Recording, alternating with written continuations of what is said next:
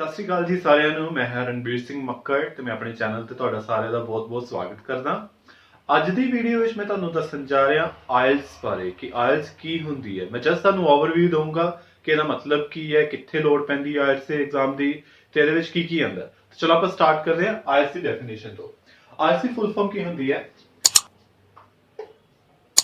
International English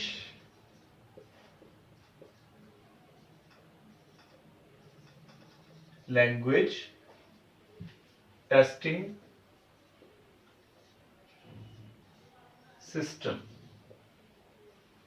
एक international test है जो साडी इंग्लिश स्किल्स नु चेक करता है अलग-अलग पैरामीटर्स ते।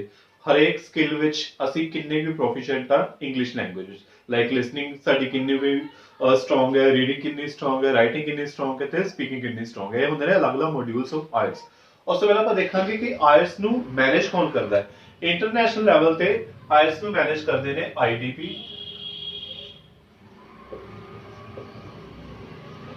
ਆਈਡੀਪੀ ਦਾ ਮਤਲਬ ਹੈ ਇੰਟਰਨੈਸ਼ਨਲ ਡਿਵੈਲਪਮੈਂਟ ਪ੍ਰੋਗਰਾਮ। ਇਹ ਹੈਗਾ ਆਸਟ੍ਰੇਲੀਆ ਵਿੱਚ, ਆਸਟ੍ਰੇਲੀਆ ਚ ਦੇ ਹੈਡਕੁਆਟਰਸ ਨੇ। ਦੈਨ ਬ੍ਰਿਟਿਸ਼ ਕਾਉਂਸਲ BCV ਨੂੰ ਮੈਨੇਜ ਕਰਦਾ, ਇਹ ਹੈਗਾ UK ਵਿੱਚ। ਇਸ ਤੋਂ ਇਲਾਵਾ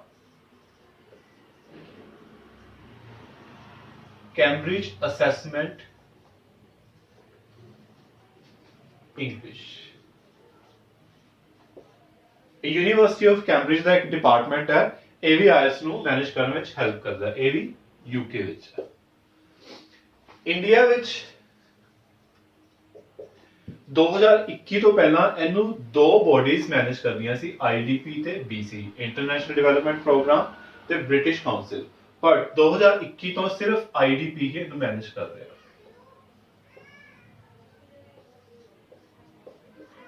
ਇਸ ਸਾਲ IDP ਤੇ BC ਦੋਨੋਂ ਮਰਜ ਹੋ ਕੇ ਇੱਕ ਬੋਡੀ ਬਣ ਗਏ ਨੇ। ਇੰਡੀਆ ਵਿੱਚ ਇਸ ਟਾਈਮ ਤੇ ਸਿਰਫ IDP ਹੀ ਆਇਲਸ ਦਾ ਐਗਜ਼ਾਮ ਕੰਡਕਟ ਕਰਵਾ ਰਿਹਾ। ਹੁਣ ਦੇਖੋ ਆਇਲਸ ਦੀ ਲੋੜ ਕਿੱਥੇ ਪੈਂਦੀ ਹੈ। ਆਇਲਸ ਦੀ ਲੋੜ ਪੈਂਦੀ ਹੈ ਜੇ ਤੁਸੀਂ ਕਿਸੇ ਵੀ ਇੰਗਲਿਸ਼ ਸਪੀਕਿੰਗ ਕੰਟਰੀ ਵਿੱਚ ਜਾਣਾ, ਚਾਹੇ ਤੁਸੀਂ ਉੱਥੇ ਪੜ੍ਹਨ ਲਈ ਜਾਣਾ ਹੈ, ਚਾਹੇ ਉੱਥੇ ਜੌਬ ਲਈ ਜਾਣਾ ਹੈ, ਜਾਂ ਉੱਥੇ ਤੁਸੀਂ PR ਅਪਲਾਈ ਕਰਨੀ ਹੈ, ਤੁਹਾਨੂੰ ਆਇਲਸ ਦਾ ਟੈਸਟ ਦੇਣਾ ਹੀ ਪਏਗਾ। ਹੁਣ ਆਪਾਂ ਦੇਖਦੇ ਹਾਂ ਆਇਲਸ ਦੇ ਅੰਦਰ ਹੁੰਦਾ ਕੀ ਹੈ।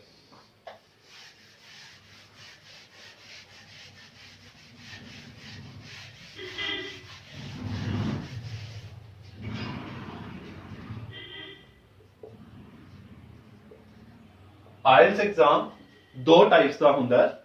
First is academic. ਜੇ ਤੁਸੀਂ ਕਿਸੇ ਵੀ English speaking country like UK, Canada, Australia, USA ਵਗੈਰਾ ਵਿੱਚ ਹਾਇਰ ਐਜੂਕੇਸ਼ਨ ਲੈਣ ਜਾਣਾ, ਸਟੱਡੀ ਵੀਜ਼ਾ ਤੇ ਜਾਣਾ, ਤਾਂ ਤੁਸੀਂ ਅਕੈਡਮਿਕ ਆਇਲਸ ਕਰੋਗੇ। This is for education. Second type is general training. ਇਹਨੂੰ ਆਪਾਂ ਸ਼ਾਰਟ ਵਿੱਚ GT ਬੋਲਦੇ ਆ, ਇਹਨੂੰ ਸ਼ਾਰਟ ਵਿੱਚ AC ਬੋਲਦੇ ਆ।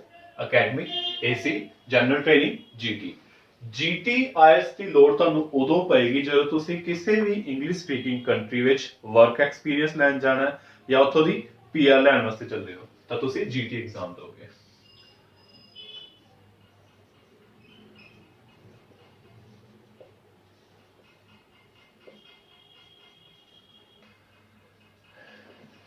ठीक है जी।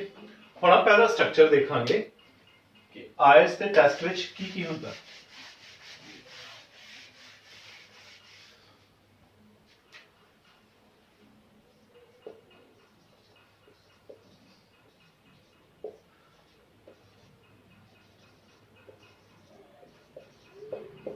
ਆਇਲਸ ਟੈਸਟ ਵਿੱਚ ਸਾਡੇ ਕੋਲ 4 ਮੋਡਿਊਲਸ ਹੁੰਦੇ ਨੇ।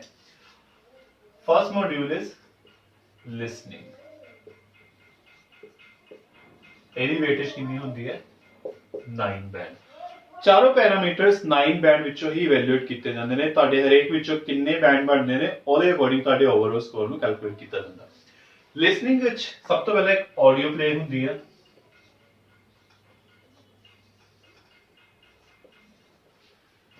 ਇਹਦੀ ਡਿਊਰੇਸ਼ਨ ਅਪਰੋਕਸੀਮੇਟਲੀ 25 to 30 ਮਿੰਟਸ ਦੀ ਹੋਏਗੀ। ਹੁਣ ਆਡੀਓ ਪਲੇ ਹੁੰਦੀ ਹੈ, ਇਹ ਆਪਾਂ ਨੂੰ ਪਤਾ ਲੱਗ ਗਿਆ, ਪਰ ਐਗਜ਼ਾਮ ਵਿੱਚ ਆਏਗਾ ਕੀ? ਦੇਖੋ ਇਹਦੇ ਵਿੱਚ ਟੋਟਲ 40 क्वेश्चंस ਹੁੰਦੇ ਨੇ ਇਹਨਾਂ ਨੂੰ 4 ਪਾਰਟਸ ਵਿੱਚ ਡਿਵਾਈਡ ਕੀਤਾ ਹੁੰਦਾ which means each part has 10 questions पहला एक पार्ट प्ले होया ਉਹਦੇ 10 क्वेश्चन सुने ਨਾਲ ਨਾਲ आंसर लिख ले फिर सेकंड पार्ट आया ਉਹਦੇ 10 क्वेश्चन ਚੱਲੇ ਇਦਾਂ 100 40 क्वेश्चन ਹੋ ਗਏ टोटल एंड ਵਿੱਚ ਤੁਹਾਨੂੰ 10 ਮਿੰਟਸ ਐਕਸਟਰਾ ਮਿਲੂਗੇ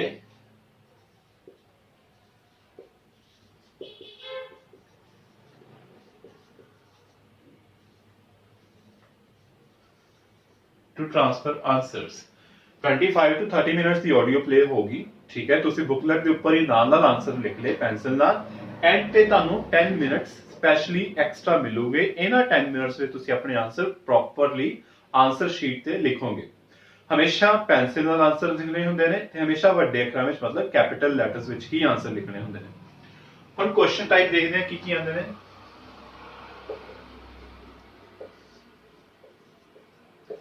सब तो पहला ਇਹਦੇ ਵਿੱਚ ਆਏਗਾ फॉर्म कंप्लीशन ਇਹਦੇ ਵਿੱਚ ਛੋਟੀਆਂ ਛੋਟੀਆਂ ਬਲੈਂਕਸ ਦਿੱਤੀਆਂ ਹੁੰਦੀਆਂ ਨੇ ਜੋ ਵੀ ਡਿਟੇਲ ਮਿਸਿੰਗ ਹੈ ਲਾਈਕ ਕਿਸੇ ਦਾ ਫੋਨ ਨੰਬਰ ਹੋ ਗਿਆ ਉਹ ਆਪਾਂ ਸੁਣ ਕੇ ਫਿਲ ਕਰਨਾ ਹੁੰਦਾ ਟੇਬਲ ਕੰਪਲੀਸ਼ਨ ਇਹ ਵੀ ਆਲਮੋਸਟ ਫਾਰਮ ਕੰਪਲੀਸ਼ਨ ਵਰਗਾ ਹੀ ਹੁੰਦਾ ਡਿਟੇਲਸ ਮਿਸਿੰਗ ਹੁੰਦੀਆਂ ਨੇ ਤੁਸੀਂ ਸੁਣ ਕੇ ਡਿਟੇਲਸ ਲਿਖੋਗੇ शॉर्ट आंसर क्वेश्चंस ਤੁਹਾਨੂੰ ਇੱਕ ਕੁਐਸਚਨ ਪੁੱਛਿਆ ਹੋਗਾ ਤੁਸੀਂ 2 ਜਾਂ 3 ਵਰਡਸ ਜਾਂ 1 ਵਰਡ ਵਿੱਚ ਆਨਸਰ ਦੇਣਾ ਹੈ ਬਲੈਂਕਸ ਕੋਈ ਸੈਂਟੈਂਸ ਦਿੱਤਾ ਹੋਏਗਾ ਵਿੱਚ ਇੱਕ ਅੱਧਾ ਵਰਡ ਮਿਸ ਹੋਣਾ ਹੈ ਉਹ ਲੱਭਣਾ ਹੈ ਸਮਰੀ ਕੰਪਲੀਸ਼ਨ ਇਹ ਵੀ ਬਲੈਂਕਸ ਵਾਂਗੂ ਹੀ ਹੁੰਦਾ ਪਰ ਇਹਦੇ ਵਿੱਚ ਪੂਰਾ ਇੱਕ ਪੈਰਾਗ੍ਰਾਫ ਇਕੱਠਾ ਦਿੱਤਾ ਹੁੰਦਾ ਨਾਲ ਹੀ ਸੈਂਟੈਂਸ ਜੁੜੇ ਹੁੰਦੇ ਨੇ ਜਿਹੜੇ ਵਰਡਸ ਮਿਸ ਹੁੰਦੇ ਨੇ ਤੁਸੀਂ ਸੁਣ ਕੇ ਵਿੱਚ ਫਿਲ ਕਰੀ ਜਾਂਦੇ ਨੇ ਦੈਨ ਆ ਗਿਆ ਆਪਣਾ ਮਲਟੀਪਲ ਚੋਇਸ ਕੁਐਸਚਨਸ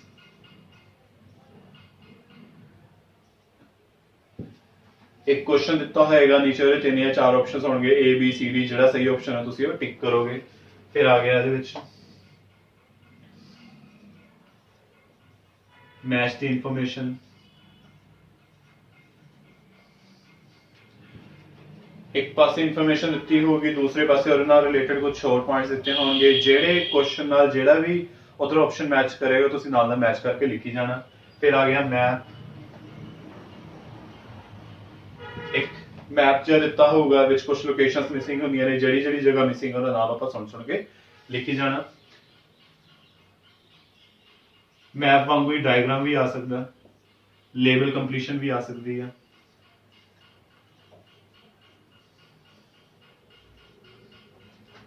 ठीक है जी ये हो गया अपना लिसनिंग का फॉर्मेट ਵਿੱਚ ਨਾਰਮਲੀ ਇਦਾਂ ਦੇ ਮੋਸਟਲੀ ਕੁਐਸਚਨਸ ਆਣਗੇ ਆਪਾਂ ਟੋਟਲ 40 ਕੁਐਸਚਨਸ ਹੁੰਦੇ ਨੇ 40 ਕੁਐਸਚਨਸ ਵਿੱਚੋਂ ਤੁਹਾਡਾ ਜਿੰਨਾ ਵੀ ਸਕੋਰ ਬਣਦਾ ਹੋਏਗਾ ਜਿੰਨੇ ਤੁਹਾਡੇ ਆਨਸਰ ਸਹੀ ਹੋਣਗੇ ਉਹਦੇ ਅਕੋਰਡਿੰਗ ਤੁਹਾਨੂੰ ਬੈਂਡ ਵਿੱਚ ਕਨਵਰਟ ਕਰਕੇ ਮਾਰਕਸ ਦੇ ਦਿੱਤੇ ਜਾਂਦੇ ਨੇ ਸਪੋਜ਼ ਤੁਹਾਡੀ ਰਿਕੁਆਇਰਮੈਂਟ 6 ਬੈਂਡ ਦੀ ਹੈ ਤਾਂ ਤੁਹਾਡੇ 23 to 26 ਤੱਕ ਆਨਸਰ ਜੇ ਸਹੀ ਹੋਣਗੇ ਤਾਂ ਤੁਹਾਡੇ 6 ਬੈਂਡ ਬਣਨਗੇ ਉਸ ਤੋਂ ਨੀਚੇ 5.5 ਹੁੰਦੇ ਨੇ 26 ਤੋਂ ਉੱਪਰ ਜੇ 27 ਤੋਂ 29 ਤੱਕ ਹੋਣਗੇ ਤਾਂ ਤੁਹਾਡੇ 6.5 ਬੈਂਡਸ ਬਣਦੇ ਨੇ ਉਸ ਤੋਂ ਉੱਪਰ ਸੋ ਔਨ ਵਧੀ ਜਾਊਗੇ ਸੋ ਦਿਸ ਵਾਸ ਲਿਸਨਿੰਗ ਮੋਡਿਊਲ ਹੁਣ ਆਪਾਂ ਆਉਂਦੇ ਹਾਂ ਸੈਕੰਡ ਮੋਡਿਊਲ ਤੇ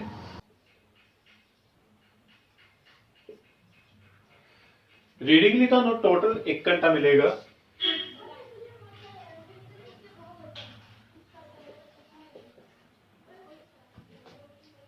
ਤੁਸੀਂ ਟੋਟਲ 40 ਕੁਐਸਚਨ ਸੋਲਵ ਕਰਨੇ ਹੁੰਦੇ ਨੇ ਅਕੈਡਮਿਕ ਸਟੂਡੈਂਟਸ ਤੇ ਜਨਰਲ ਟ੍ਰੇਨਿੰਗ ਸਟੂਡੈਂਟਸ ਦੋਨਾਂ ਵਾਸਤੇ ਟਾਈਮਿੰਗ ਤੇ ਨੰਬਰ ਆਫ ਕੁਐਸਚਨਸ ਸੇਮ ਹੁੰਦੇ ਨੇ ਪਰ ਦੋਨਾਂ ਵਿੱਚ ਕੁਝ ਡਿਫਰੈਂਸ ਵੀ ਨੇ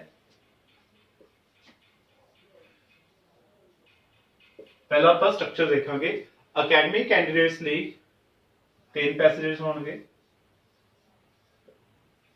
passage 1 13 questions 2 13 questions 3 14 questions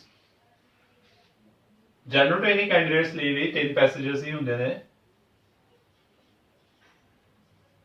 passage 1 13 questions 2 13 questions part 3 14 questions total question दोनों विच ही 40 हो गए, टाइमिंग भी सेम होगी। पर कई बारी जनरल ट्रेनिंग रीडिंग विच पहले दो पार्ट्स विच अगे उन्होंने दो पार्ट्स विच फर्दर सब टैक्स्ट डिवाइड किए होंगे ने। लाइक ਇਹਦੇ ਵਿੱਚ पहला पार्ट 1 आ गया क्वेश्चन नंबर 1 to 6, पार्ट 2 आ गया क्वेश्चन नंबर 7 to 13। ਇਦਾਂ ਹੁੰਦਾ, ਹੋਰ ਕੋਈ ਡਿਫਰੈਂਸ ਨਹੀਂਗਾ। ਆਨਸਰ ਤੁਸੀਂ ਸੇਮ ਵੇ ਨਾਲ ਹੀ ਲੱਭਣੇ ਨੇ, ਪੈਰਾਗ੍ਰਾਫ ਤੁਹਾਨੂੰ ਉਦਾਂ ਹੀ ਦਿੱਤੇ ਹੋਣਗੇ, ਬਟ ਕਈ ਵਾਰੀ ਜਨਰਲ ਟ੍ਰੇਨਿੰਗ ਵਿੱਚ ਬਸ ਅੱਗੇ ਉਹਨਾਂ ਨੇ ਪਹਿਲੇ ਦੋ ਪਾਰਟਸ ਨੂੰ ਡਿਵਾਈਡ ਕੀਤਾ ਹੁੰਦਾ। हाँ, कई बार ये भी हो सकता है कि पहले पार्ट में 14 क्वेश्चंस हो जाए, दूसरे में 30, तीसरे में 13। सेम इधर भी नंबर ऑफ क्वेश्चंस पैराग्राफ में शफल कर सकते हैं, पर टोटल क्वेश्चंस ਤੁਹਾਨੂੰ 40 ही मिलणगे दोनों ਵਿੱਚ। एक और चीज ਇਹਦੇ ਵਿੱਚ ਸਾਨੂੰ ਕੋਈ ਵੀ ਐਕਸਟਰਾ ਟਾਈਮ ਨਹੀਂ ਮਿਲਦਾ। ਜਿਵੇਂ ਲਿਸਨਿੰਗ ਮੋਡਿਊਲ ਵਿੱਚ ਤੁਹਾਨੂੰ ਲਾਸਟ ਦੇ 10 ਮਿੰਟਸ ਮਿਲਦੇ ਨੇ, 10 ਮਿੰਟਸ ਵਿੱਚ ਤੁਸੀਂ ਆਪਣੇ ਆਨਸਰ ਪ੍ਰੋਪਰ ਲਿਖਣੇ ਹੁੰਦੇ ਨੇ ਆਨਸਰ ਸ਼ੀਟ ਤੇ, ਲਿਸਨਿੰਗ ਵਾਲੀ ਸਾਈਡ ਤੇ। ਆਨਸਰ ਸ਼ੀਟ ਦੀਆਂ ਦੋ ਸਾਈਡਸ ਹੁੰਦੀਆਂ ਨੇ, ਇੱਕ ਪਾਸੇ ਲਿਸਨਿੰਗ, ਉਲਟੇ ਪਾਸੇ ਰੀਡਿੰਗ। ਰੀਡਿੰਗ ਵਿੱਚ ਤੁਹਾਨੂੰ ਆਨਸਰਸ ਟ੍ਰਾਂਸਫਰ ਕਰਨ ਲਈ ਬਿਲਕੁਲ ਵੀ ਐਕਸਟਰਾ ਟਾਈਮ ਨਹੀਂ ਮਿਲਦਾ, ਤੇ ਟਾਈਮ ਮੈਨੇਜਮੈਂਟ ਬਹੁਤ ਜ਼ਰੂਰੀ, ਕਿਉਂਕਿ ਨਾਲ ਦੀ ਨਾਲ ਤੁਸੀਂ ਆਨਸਰ ਲੱਭਣੇ ਵੀ ਨੇ ਤੇ ਨਾਲ ਦੀ ਨਾਲ ਹੀ ਆਨਸਰ ਆਪਣੇ ਰੀਡਿੰਗ ਦੀ ਆਨਸਰ ਸ਼ੀਟ ਤੇ ਟ੍ਰਾਂਸਫਰ ਵੀ ਕਰਨੇ ਹੁੰਦੇ ਨੇ। ਹੁਣ ਆਪਾਂ ਦੇਖਾਂਗੇ ਦੋਨਾਂ ਵਿੱਚ ਡਿਫਰੈਂਸ ਕੀ ਹੈ।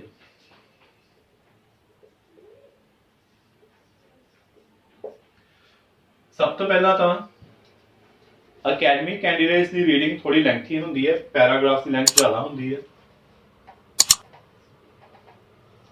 जनरल ट्रेनिंग रीडिंग शॉर्ट होंगी है। फिर डिफिकल्ट भी ज़्यादा होंगी है। जनरल ट्रेनिंग की रीडिंग ईजी होंगी है। अकैडमिक कैंडिडेट्स की रीडिंग ਤੁਹਾਨੂੰ ਈਜ਼ੀਲੀ 6 ਬੈਂਡ ਦਵਾ ਸਕਦੇ, ਕਿਉਂਕਿ ਇਹਦੇ ਵਿੱਚ ਮਾਰਕਿੰਗ ਲੂਜ਼ ਹੁੰਦੀ ਹੈ। ਜੇ ਤੁਸੀਂ 6 ਬੈਂਡ ਲੈਣੇ ਨੇ ਤਾਂ ਤੁਹਾਡੇ 23 ਤੋਂ 26 ਤੱਕ ਦੇ ਆਨਸਰ ਠੀਕ ਹੋਣ ਤਾਂ ਤੁਹਾਡੇ ਈਜ਼ੀਲੀ 6 ਬੈਂਡ ਆ ਜਾਂਦੇ ਨੇ। ਆਊਟ ਆਫ 40 ਜੇ ਤੁਹਾਡੇ 23 ਜਾਂ 26 ਤੱਕ ਆਨਸਰ ਠੀਕ ਨੇ ਤਾਂ 6 ਬੈਂਡ ਬਣ ਗਏ ਤੁਹਾਡੇ। ਪਰ ਇਹਦੇ ਵਿੱਚ ਮਾਰਕਿੰਗ ਥੋੜੀ ਟਾਈਟ ਮਿਲੇਗੀ ਜਨਰਲ ਟ੍ਰੇਨਿੰਗ ਵਿੱਚ। ਜਿਹਦੇ ਵਿੱਚ ਤੁਸੀਂ 6 ਬੈਂਡ ਲੈਣੇ ਨੇ ਤਾਂ ਤੁਹਾਨੂੰ ਘੱਟੋ ਘੱਟ 30 ਜਾਂ 31 ਆਨਸਰ ਸਹੀ ਕਰਨੇ ਪੈਣਗੇ। ਦੇਖੋ ਇਹਨਾਂ ਨੇ ਸਿਰਫ 23 ਆਨਸਰ ਸਹੀ ਕਰਕੇ 6 ਬੈਂਡ ਲੈ ਲਏ, ਕਿੰਨਾ ਸੌਖਾ। ਇਹਨਾਂ ਨੂੰ ਭਾਵੇਂ ਰੀਡਿੰਗ ਸੌਖੀ ਆ, ਬਟ ਜਦ ਤੱਕ 30 ਆਨਸਰ ਸਹੀ ਨਹੀਂ ਹੁੰਦੇ ਉਹਨਾਂ ਦੇ 6 ਬੈਂਡ ਨਹੀਂ ਬਣ ਸਕਦੇ। ਇਹ ਡਿਫਰੈਂਸ ਹੈ, ਮਾਰਕਿੰਗ ਕ੍ਰਾਈਟੇਰੀਆ ਥੋੜਾ ਜਿਹਾ ਡਿਫਰੈਂਟ ਹੈ, ਕਿਉਂਕਿ ਇਹਦੇ ਵਿੱਚ ਪੈਰਾਗ੍ਰਾਫਸ ਕਾਫੀ ਛੋਟੇ ਹੁੰਦੇ ਨੇ, ਕੁਐਸਚਨਸ ਬਹੁਤ ਈਜ਼ੀ ਹੁੰਦੇ ਨੇ, ਤਾਂ ਉਹਨਾਂ ਨੇ ਉਹਨੂੰ ਕਿਵੇਂ ਕੰਪਨਸੇਟ ਕੀਤਾ ਇੱਧਰ ਮਾਰਕਿੰਗ ਥੋੜੀ ਟਾਈਟ ਕਰਕੇ। So this is the difference between academic and general training reading।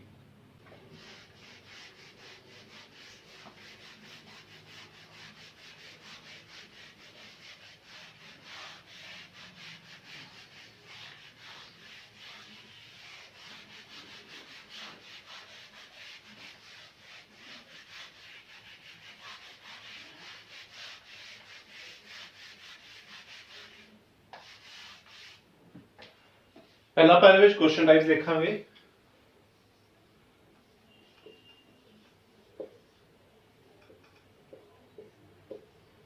सब तो पहला तुहानू मैच दी हेडिंग टाइप क्वेश्चंस दिते हुंदे ने, तुसी पैराग्राफ तो मैच करके देखोगे केड़ी हेडिंग उहदा सूटेबल है, तां ओह आंसर तुसी नाल दी नाल लिखदे जाना वा। फिर आगे मैच दी इंफॉर्मेशन, कुछ पीसेस ऑफ इंफॉर्मेशन दिते होंगे कि दसो कि गल किहड़े पैराग्राफ चाहिए, जी गल जिहड़े पैराग्राफ चाहिए नाल दे नाल अपना आंसर बनता जाऊगा। फिर आगे multiple choice questions, same listening वांगू एक क्वेश्चन दिता होगा, नीचे ਉਹਦੇ 3 ਜਾਂ 4 ऑप्शंस होंगे, तुसी ए बी सी डी ਜਿਹੜਾ ਵੀ ਤੁਹਾਨੂੰ ਸਭ ਤੋਂ ਜ਼ਿਆਦਾ ਸਹੀ ਲੱਗਦਾ ਹੈ ਉਹ ਪੈਰਾਗ੍ਰਾਫ 'ਚ ਮੈਚ ਕਰਕੇ ਨਾਲ ਲਿਖ ਦੋਗੇ। फिर आगे blanks,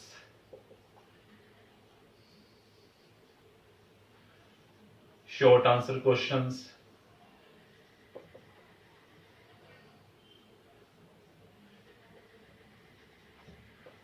summary completion, diagram,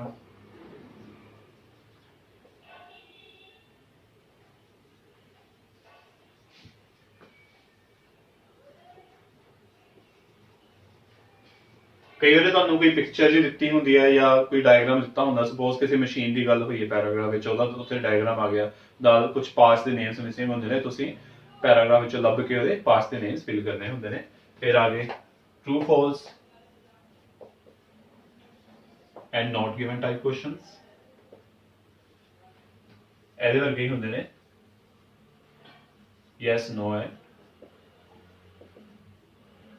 not given type questions। ਜੇ ਇਨਫੋਰਮੇਸ਼ਨ ਦਿੱਤੀ ਹੋਈ ਹੈ ਤਾਂ ਆਨਸਰ ਟਰੂ ਜਾਂ ਯੈਸ ਹੁੰਦਾ, ਜੇ ਆਪੋਜ਼ਿਟ ਦਿੱਤਾ ਤਾਂ ਫਾਲਸ ਜਾਂ ਨੋ ਹੁੰਦਾ। ਜੇ ਉਹਦੇ ਬਾਰੇ ਕੋਈ ਵੀ ਗੱਲ ਨਾ ਕੀਤੀ ਹੋਵੇ ਤਾਂ ਆਨਸਰ ਆਪਣਾ not given ਬਣਦਾ। then third module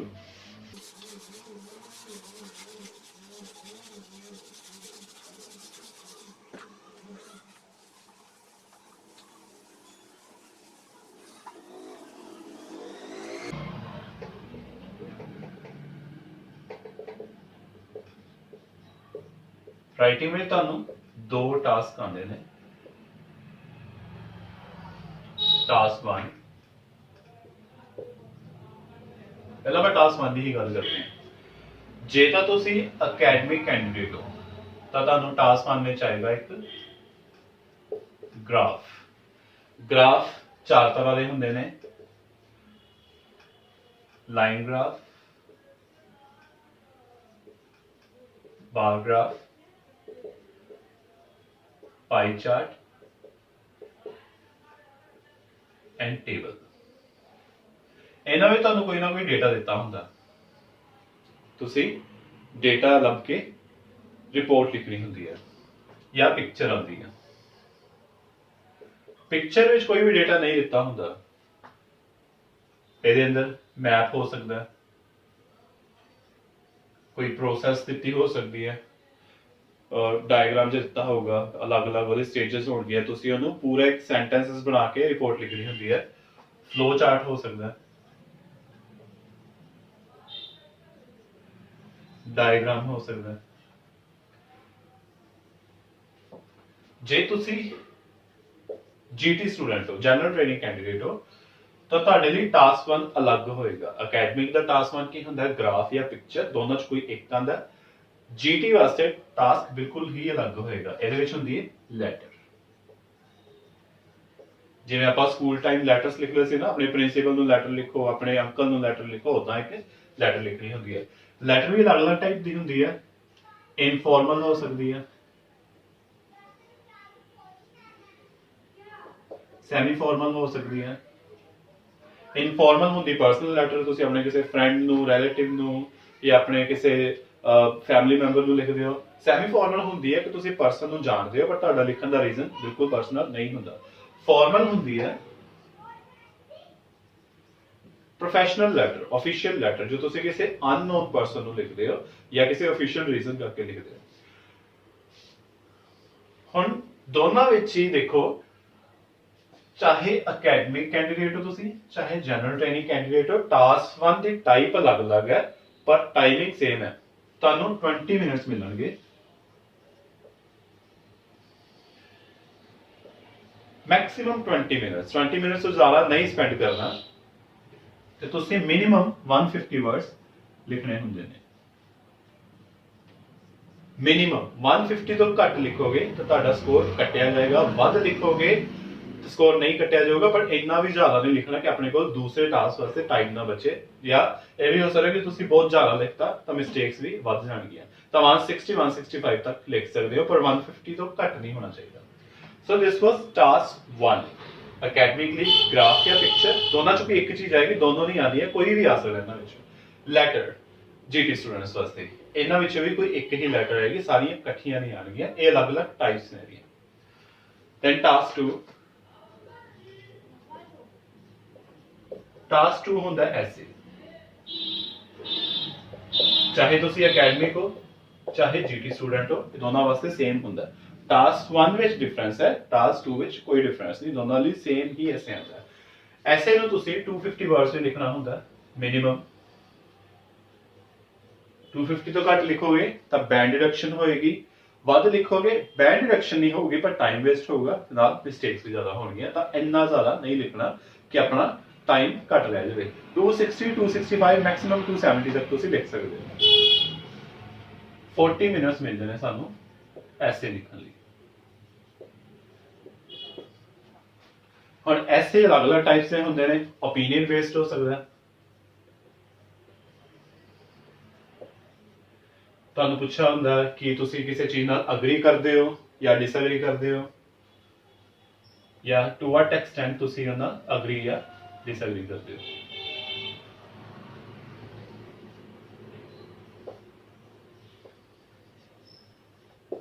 ਇਹਨੂੰ ਆਪਾਂ ਅਗਰੀ ਡਿਸਐਗਰੀ ਟਾਈਪ ਬੋਲਦੇ ਹਾਂ। ਮੈਂ ਜਸਟ ਤੁਹਾਨੂੰ ਮੇਨ ਟਾਈਪਸ ਦੱਸਦਾ ਮੈਂ ਕਿ ਕਿੱਦਾਂ ਕਿੱਦਾਂ ਦੇ ਐਸੇ ਹੋ ਸਕਦੇ ਨੇ।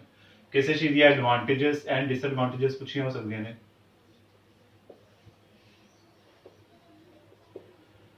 कोई प्रॉब्लम ਦਿੱਤੀ ਹੋਏਗੀ, ਉਹਦੇ ਕਾਜ਼ਸ ਸੋਲੂਸ਼ਨਸ ਪੁੱਛੇ ਹੋ ਸਕਦੇ ਨੇ, ਉਹਨਾਂ ਨੂੰ ਪ੍ਰੋਬਲਮ ਸੋਲਵਿੰਗ ਐਸੇ ਕਹਿੰਦੇ ਆ ਜਾਂ ਕਾਜ਼ਸ ਐਂਡ ਸੋਲੂਸ਼ਨ ਐਸੇ ਕਹਿੰਦੇ ਆ।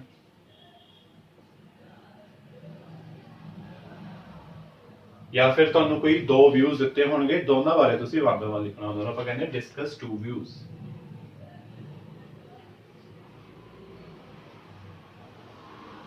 ਇਹ ਸੀ ਤੁਹਾਡਾ ਟਾਸਕ 2। ਇਹਨਾਂ ਵਿੱਚੋਂ ਕੋਈ ਇੱਕ ਟਾਈਪ ਦਾ ਹੀ ਐਸੇ ਆਏਗਾ, ਸਾਰੇ ਇਕੱਠੇ ਨਹੀਂ ਆਉਗੇ। ਇੱਕ ਹੀ ਐਸੇ ਆਊਗਾ ਤੇ ਇੱਕ ਹੀ ਟਾਸਕ 1 ਆਊਗਾ। ਠੀਕ ਹੈ ਜੀ। ਤੁਸੀਂ ਪਹਿਲਾਂ ਟਾਸਕ 1 ਕਰਨਾ ਹੁੰਦਾ, ਫਿਰ ਟਾਸਕ 2 ਕਰਨਾ ਹੁੰਦਾ। ਐਗਜ਼ਾਮ ਵਿੱਚ ਤੁਹਾਨੂੰ ਕੋਈ ਨਹੀਂ ਕਹੂਗਾ ਪਹਿਲਾਂ ਕਿਹੜਾ ਟਾਸਕ ਕਰੋ, but ideally you should start with task 1 ਕਿਉਂਕਿ ਸੌਖਾ ਹੁੰਦਾ ਤੇ ਟਾਈਮ ਘੱਟ ਲੱਗਦਾ। ਜੇ ਆਪਾਂ ਟਾਸਕ 2 ਪਹਿਲਾਂ ਸਟਾਰਟ ਕਰਦੇ ਹਾਂ ਤੇ ਕਈ ਵਾਰੀ ਉਹਨੂੰ ਲਿਖਣ ਵਿੱਚ ਬਹੁਤ ਜ਼ਿਆਦਾ ਟਾਈਮ ਲੱਗ ਜਾਂਦਾ ਤੇ ਟਾਸਕ 1 ਲਈ ਜ਼ਿਆਦਾ ਟਾਈਮ ਨਹੀਂ ਮਿਲਦਾ। ਤਾਂ ਹਮੇਸ਼ਾ ਟਾਸਕ 1 ਪਹਿਲਾਂ ਸਟਾਰਟ ਕਰਨਾ, ਫਿਰ ਟਾਸਕ 2 ਸਟਾਰਟ ਕਰਨਾ ਔਰ ਆਪਣਾ ਟਾਈਮ ਇਸ ਤਰ੍ਹਾਂ ਨਾਲ ਮੈਨੇਜ ਕਰਨਾ ਕਿ ਤੁਸੀਂ ਟੋਟਲ 50 ਮਿੰਟਸ ਵਿੱਚ ਦੋਨੋਂ ਟਾਸਕ ਕੰਪਲੀਟ ਕਰ ਲਓ।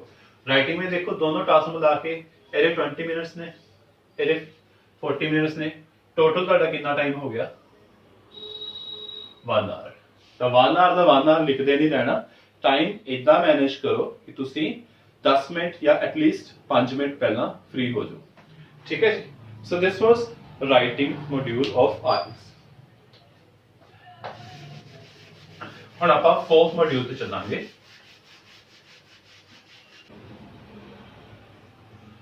ਲਾਸਟ ਮੋਡਿਊਲ ਹੁੰਦਾ ਸਪੀਕਿੰਗ। ਸਪੀਕਿੰਗ ਬਾਰੇ ਦੱਸਣ ਤੋਂ ਪਹਿਲਾਂ ਕੁਝ ਇੰਪੋਰਟੈਂਟ ਗੱਲ ਦੱਸਣੀ ਹੈ ਮੈਂ ਕਿ ਜਿਹੜੇ ਤੁਹਾਡੇ ਲਿਸਨਿੰਗ, ਰੀਡਿੰਗ ਤੇ ਰਾਈਟਿੰਗ ਮੋਡਿਊਲ ਹੁੰਦੇ ਨੇ, ਇਹਨਾਂ ਦਾ ਐਗਜ਼ਾਮ ਇਕੱਠਾ ਹੁੰਦਾ ਹੈ, ਇੱਕੋ ਟਾਈਮ ਤੇ ਹੀ ਹੁੰਦਾ ਹੈ।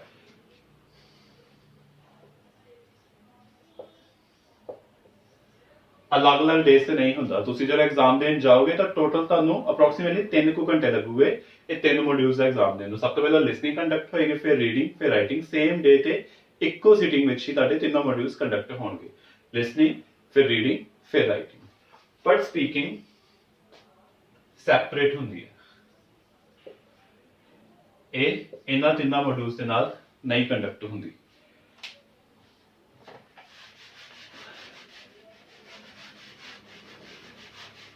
ਹੁਣ ਕੁਐਸਚਨ ਸਪੀਕਿੰਗ ਹੁੰਦੀ ਕਦੋਂ ਹੈ? ਸਪੋਜ਼ ਤੁਹਾਡਾ ਮੇਨ ਐਗਜ਼ਾਮ ਸੀਗਾ 8 ਤਰੀਕ ਨੂੰ, ਠੀਕ ਹੈ।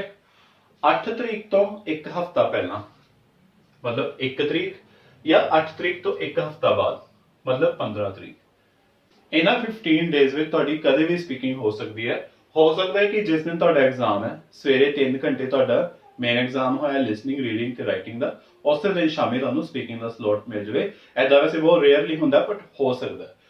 ਦ ਥਿੰਗ ਇਜ਼ ਕਿ ਬਾਕੀ 3 ਮੋਡਿਊਲਸ ਦੇ ਨਾਲ ਹੀ ਐਗਜ਼ਾਮ ਨਹੀਂ ਹੁੰਦਾ। ਇਹ ਤਿੰਨੋਂ ਮੋਡਿਊਲਸ ਲਿਸਨਿੰਗ, ਰੀਡਿੰਗ, ਰਾਈਟਿੰਗ ਉਦਾਂ ਹੁੰਦੇ ਜਿਵੇਂ ਬੋਰਡ ਦੇ ਐਗਜ਼ਾਮ ਹੁੰਦੇ ਨੇ, ਇੱਕੋ ਹਾਲ ਵਿੱਚ ਬਿਠਾ ਕੇ ਇਕੱਠੇ ਬੱਚਿਆਂ ਦਾ ਐਗਜ਼ਾਮ। ਸਪੀਕਿੰਗ 1 ਬਾय 1 ਇੰਡੀਵਿਜੂਅਲੀ ਹੁੰਦੀ ਹੈ। ਹੁਣ ਆਪਾਂ ਸਪੀਕਿੰਗ ਬਾਰੇ ਦੇਖਾਂਗੇ ਕਿ ਇਹਦਾ ਸਟਰਕਚਰ ਕੀ ਹੁੰਦਾ।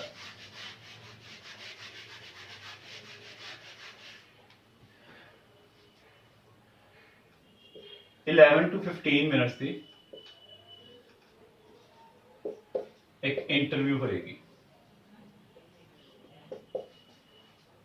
पहला हमेशा फेस टू फेस स्पीकिंग होंदी सी, पर आजकल कोरोना करके थोड़ा डिस्टेंस बना ली कई बच्चों की वीडियो कॉल से भी स्पीकिंग हो रही है। ये ऑन द स्पॉट ही तुहानू पता लगेगा कि तुहाडी speaking face to face examiner लेगा या वीडियो कॉल से लेगा। इस इंटरव्यू ਨੂੰ 3 पार्ट्स में डिवाइड किया हुंदा है। Part 1 is introduction. ਇਹਦੇ ਵਿੱਚ ਤੁਹਾਨੂੰ ਬੇਸਿਕ ਜਿਹੇ ਕੁਐਸਚਨਸ ਪੁੱਛੂਗੇ। ਸਭ ਤੋਂ ਪਹਿਲਾਂ ਤੁਹਾਡਾ ਫੁੱਲ ਨੇਮ, ਫਿਰ ਤੁਹਾਡਾ ਹੋਮ ਟਾਊਨ, ਫਿਰ ਤੁਹਾਡੀ ਆਈਡੀ ਚੈੱਕ ਕਰੋਗੇ। ਤੁਸੀਂ ਆਪਣਾ ਪਾਸਪੋਰਟ ਲੈ ਕੇ ਜਾਣਾ ਹੁੰਦਾ ਤੇ ਉਸ ਤੋਂ ਬਾਅਦ ਤੁਹਾਨੂੰ 7 to 8 ਕੁਐਸਚਨਸ ਕਰੋਗੇ ਨਾਰਮਲ ਟੌਪਿਕਸ ਲਾਈਕ ਕਲਰਸ ਬਾਰੇ, ਫੌਂਟਸ ਬਾਰੇ, ਤੁਹਾਡੇ ਫਿਊਚਰ ਪਲੈਨਿੰਗ ਬਾਰੇ, ਬੁੱਕਸ ਬਾਰੇ, ਸਟੱਡਿੰਗ ਬਾਰੇ, ਨਿਊਜ਼ਪੇਪਰਸ ਬਾਰੇ, ਕੋਈ ਵੀ ਸਿੰਪਲ ਟੌਪਿਕਸ ਹੋ ਸਕਦੇ ਨੇ। Part 2 is cue card. Cue card में ਤੁਹਾਨੂੰ ਇੱਕ ਟੌਪਿਕ ਦਿੱਤਾ ਜਾਏਗਾ, suppose talk about your favourite movie ਜਾਂ talk about your favourite book. Topic ਦੇ ਕੇ ਤੁਹਾਨੂੰ 1 ਮਿੰਟ ਮਿਲੇਗਾ ਉਸ ਟੌਪਿਕ ਨੂੰ ਪ੍ਰਿਪੇਅਰ ਕਰਨ ਲਈ। ਤੁਹਾਨੂੰ ਇੱਕ ਰਫ ਪੇਪਰ ਨਾਲ ਪੈਨਸਲ ਦਿੱਤੀ ਜਾਏਗੀ, ਤੁਸੀਂ ਐਗਜ਼ੈਕਟਲੀ 1 ਮਿੰਟ ਵਿੱਚ ਸ਼ਾਰਟ ਨੋਟਸ ਬਣਾਉਣੇ ਨੇ ਕਿਊ ਕਾਰਡ ਦੇ ਉੱਪਰ। ਉਸ ਤੋਂ ਬਾਅਦ ਤੁਸੀਂ ਉਸੇ ਟੌਪਿਕ ਦੇ ਉੱਪਰ ਐਟਲੀਸਟ 2 ਮਿੰਟਸ ਬੋਲੋਗੇ, ਤਾਂ ਟੋਟਲ ਕਿਊ ਕਾਰਡ ਰਾਉਂਡ ਨੂੰ 3 to 4 ਮਿੰਟਸ ਲੱਗ ਜਾਂਦੇ ਨੇ।